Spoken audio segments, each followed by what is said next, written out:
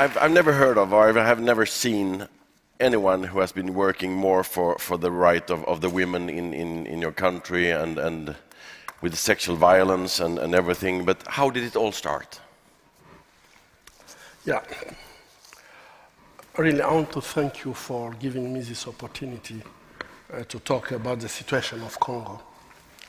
And when I was sitting there, I started just to think what happened to Congo more than 100 years ago. And you know, Congo lose some, if you read Adams, for example, he says that maybe Congo lose 10 million of people just for to give rubber of, to make wheel in the world. And I want to tell you that this change because only one Swedish man, Sallbring, this man was a missionary, and he could bring this situation and raise his voice to say this is not acceptable. And if this change for Congolese, it comes from Sweden. Wow. So when we were just talking, I said, oh my God, we have another opportunity that Sweden will change things in Congo. Because I think that when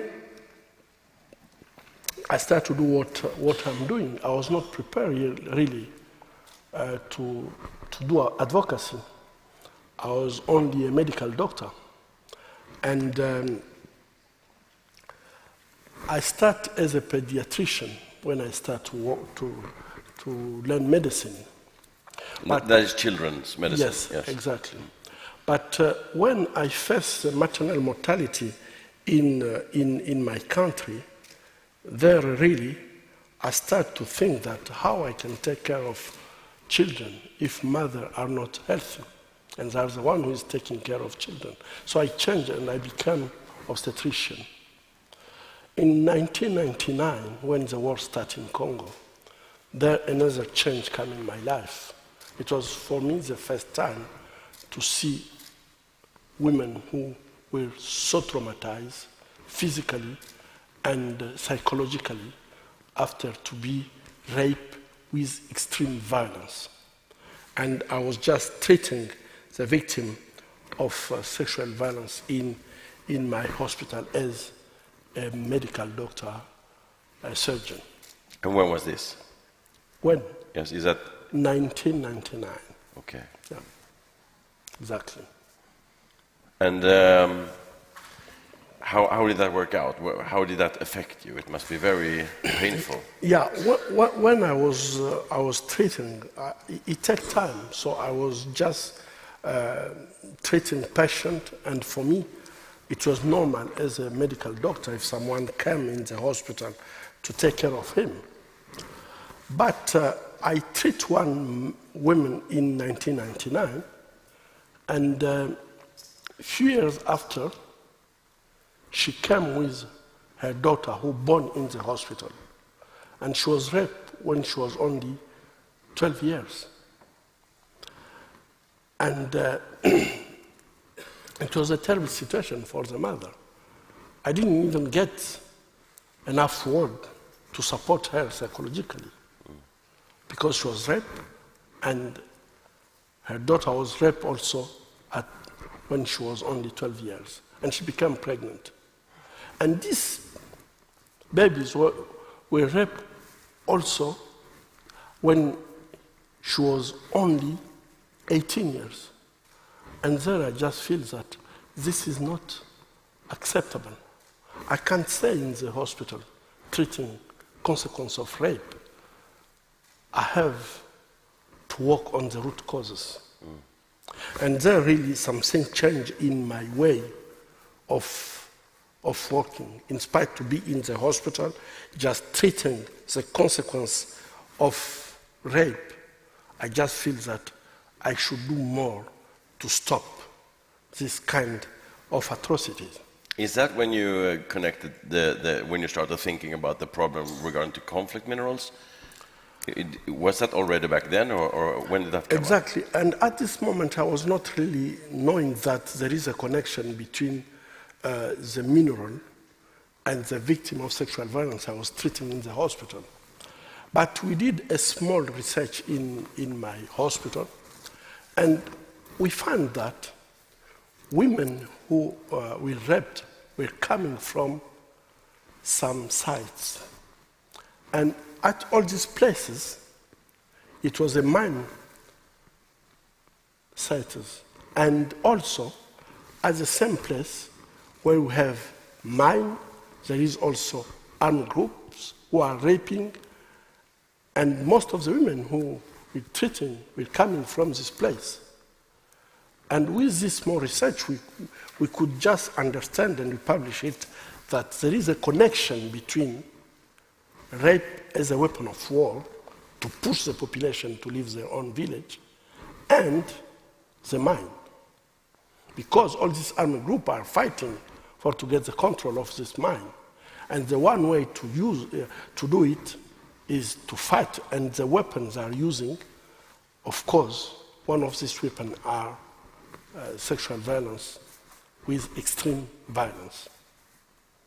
It's so hard to understand, because you generally would think that if you want to take control of a mine district or mine area, in some sense, it doesn't make sense to be so. I mean, just to shoot people is bad enough, but I mean to use this violence, sexual violence against women, I can't really. I think when you use sexual violence against the population, the things that I discover is it's really a very effective weapon. How is that? Because you are not hurting physically, but also you are hurting people mentally. And another thing is very easier to destroy the fabric of the society in using rape as a weapon of war. And we can see in the techniques that people are using in destroying women. Most of the women we are treating at the hospital, they will rape in front of their own husband, rape in front of their children or the community. So it's a way to dehumanize women, but also to destroy the community. And most of the time when women are in this situation, what we saw that men are so affected that most of them are just leaving the village to try to look for anonymity somewhere else, and women are just abandoned with the children. But women themselves, they can't fight, they can't protect themselves.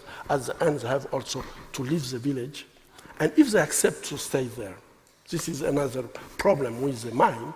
Most of them are used in mine as slaves, working very hard. Their children working very hard just to get this mine. And I think that this is very effective and is cheap. You don't need really to order somewhere else. You have just to work with the brainwash of boys and just send them to destroy the community. It's very effective. That is the reason it's really very used. And this, I'm telling you, is not a history. Because just 1 month ago, we were invited to go in a village in the countryside where more than 100 women were raped. And we know that at this place, 2 groups were fighting to get the control of the mine in this group, in this place. So I think that other guns or weapons are used, but the most effective is to destroy people, physically, mentally, and to destroy the society. And I think for us, I mean, we are a lot of representatives here who either buy or produce or resell IT equipment. And if we see that the conflict minerals are the root cause for the sexual violence in Congo, how do you want us to react? What is our responsibility? Yeah, I think that this meeting, this conference, is one of the answers, is the responsibility. Because I think that many people are not aware about what is going on the ground. We are all happy to get our IT equipment. Yes. And today I can say that we can't be without this equipment. But there is a way to get it clean. And I think that companies have really to work very hard. Your capacity of lobbying, your capacity of communication. It's possible to get all this mineral free of blood, free of rape, if really the pressure can be enough on, for example, the governments who are responsible, because all government has the responsibility to protect his own population. And I can say that in this region, there is no rule of law. There is no police to protect the population. Judges are corrupt. And in this condition, how can you really think that you can buy something coming at this place without yourself to be in complicity with all the people who are just doing these bad things? And we know it is not a secret. So I think that company must be more responsible to really the due diligence and to look on the supply chain to know exactly what they're buying, where it's coming from, and to be sure that they can get the supply who is clean. And today we have this European legislation. You know, we fought very hard to get it. And this legislation, even if it's a weak legislation, but we need it. And I think that company can really help the Congolese population to go out of this situation now, who lasts for 20 years. I want to tell you that in this area, where we can get more than 60% of tantal with a metal that we are using in our IT equipment, we don't have any company who is working there officially. And this is where we have 60% of coltan. You don't have any companies known with social responsibility, with ethics, who are working in this area. This is a question. So the way to try to get this mineral cheap is just, for me, is not a way. I think that there is a way to get it cheap, but where companies can win and the local population can work and get a normal life. But to get it in destroying the population. And this is known. It's not something, it's not like in 1885 with Leopold. Everyone knows, and we have picture, we have image. I think that what we need is really the company to be more responsible and just try to get this coltan in a good way. Yeah, and we are talking a lot about transparency here, and often I can see when I speak to customers or I speak to suppliers and the brands, it's very easy for us to get to see the first with the factories and so on. Very often it's harder to go back to the melters or to the minerals. But if I understand you correctly, if we take on the responsibility and we do a good due diligence, we go back. There is good ways to get these minerals that are not tainted with conflict. Is that what you're saying? Absolutely. And I think that what you said is really correct. If you control only at the end of the chain, so your due diligence is nothing, because where the problem is on the ground. And there is nothing, no one who is making really this control. I was discussing with people who are digging mine and trying to get the site, we call this site green site, where there is no group armies. And their problem was, we are working very hard to get clean minerals, But the big problem is that the international market still buying from the armed groups. And so we are paying for not only to get the due diligence done, but traceability, we are paying for even the armed groups. So what we need really, I can say in Congo, for example, is to get peace. Because without peace, we can be talking about all the mechanisms, but I think that it will be very hard because all these armed groups, they know how to cross the border, how to reach the smelters who are just after you can know what the mineral come from. So I think that to work on peace, and in Congo, we know clear that the problem is connected to the political crisis in Congo. The economical problem is connected to the political crisis. Since 2016, the President Kabila refused to step down, even if the mandate was at the end, the second mandate was at the end, and he just wants to go on. And in going on, we can see that he's just creating this situation where it's more armed group who is gaining and the population is suffering. Rape is used as a weapon of war. And I think that there is something that can be done to stop. And as long as there is an industry, the black side or the bad side of the industry, who are willing to buy without conscience, who are willing to have a demand for conflict minerals, it keeps the conflict going, right? Exactly. I think that what is fueling this conflict is really the consumer. And most of them, maybe they are not informed that they are fueling the conflict. Millions of people have already died in Congo. And this conflict, if there is no people who are buying this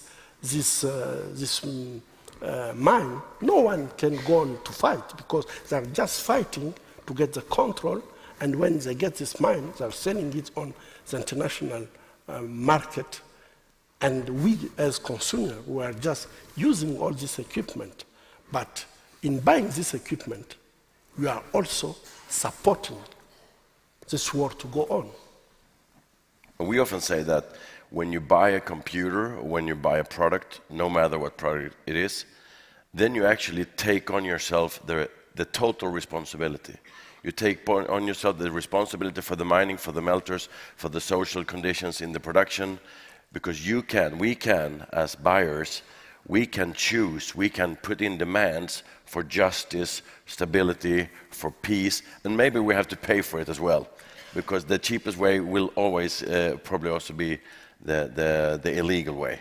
And we have many examples when we can see that when consumers come together and push the companies to say we want to get clean things, company will listen more to consumers than to politicians or others. And I think that what Atea is doing is really, really a way to make people to be aware of what is happening and to take responsibility. And each of us can take this responsibility to say, before to buy something, I want to know exactly how all these metals who are in the computer, in the telephone, if the company did the due diligence to know exactly where it comes from and not to buy just because it's cheap.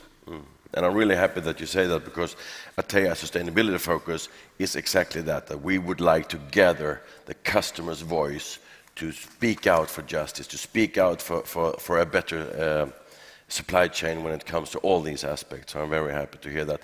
But when I hear you talk about also the conflict minerals and also the political situation, I'm a little bit curious. What are your political ambitions? Do you have political ambitions? Oh, I've gotten this question many times, but I think that election is planned in December, and I'm not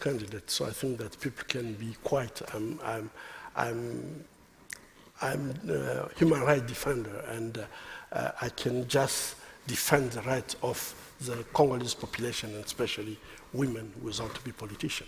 I'm not politician. Okay. And in Sweden, a lot of people always say, I'm not a candidate, I'm not a candidate, I'm not a candidate, until they are a candidate. I think that in December you will know the truth. Yes. It's not the truth in December if you have election. So maybe I can come again here to just discuss with you about, you're always about welcome, the question. you know that. Before we end here today, I mean, it's a deep honor for us to have you here, and we're very happy about that. But before we close, are there anything in our talks that you think that we haven't covered, that you want to send us a message? Now we have a big part of the industry gathered here today.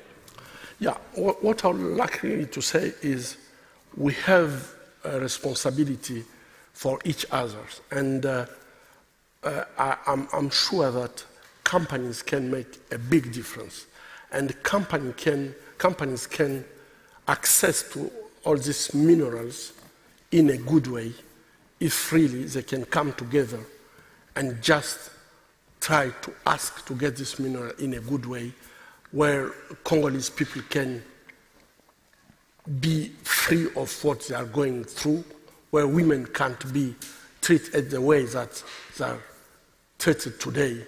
And I think that also consumers have a big role. And if you can join your forces to support women of Congo, you will be as this missionary I talk about, who really didn't accept that 10 million of people can die just for people to get wheels for their cars. You are strong, you can make a big difference. Don't be silent when humanity is suffering. Thank you. Thank you.